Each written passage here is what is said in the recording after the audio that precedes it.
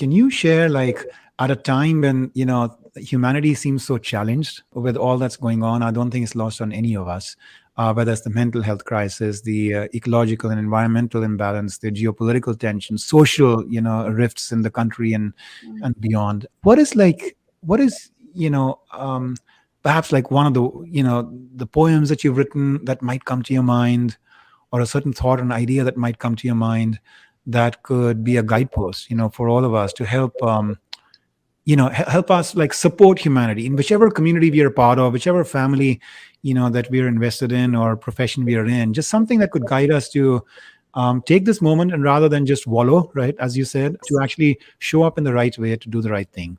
Yeah. I mean, there's a story that changed my life. And I think sometimes when we think too grand, right? When we see all these huge problems and we feel like we're just one little person, we get in our head. We become completely overwhelmed. Like, I can't do anything, so I won't do anything. I'll hide out in my little corner and not do anything.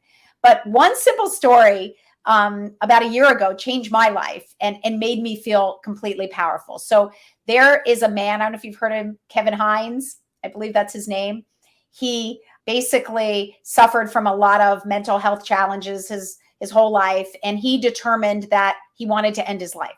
His life was so much suffering, so much meaninglessness that he wanted to end it. However, he would go through the day, and he was going to jump off the Golden Gate Bridge. He would go through the day, and if one person showed him that they cared about him, if one person smiled at him, said hello, he wouldn't take his life. So he was going to basically base it on others and how they treated him.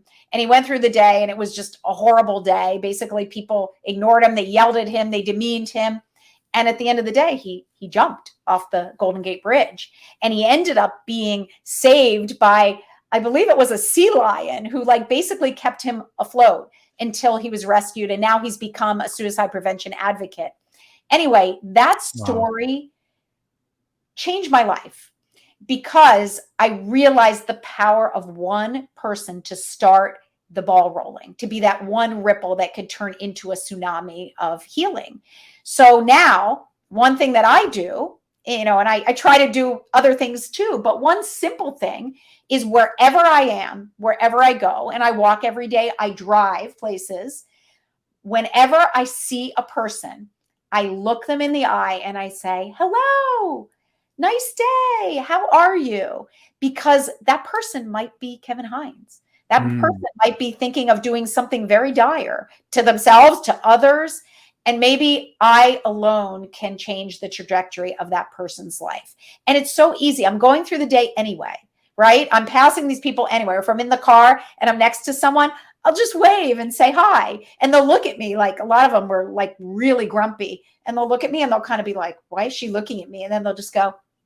And I watch them drive off, and they have a smile on their face. So, I'm a big believer in, you must heal yourself first. You must be the light you want to see. You must be a shining example of engaging in the act, not the goal, and just do your thing, shine your light, be kind to every single person and show them they're seen. And if each one of us can do that and show every person we come across, even if it's 5 in a day, that we see them, I mean, they're going to go through their days differently, and suddenly it's going to become millions of people.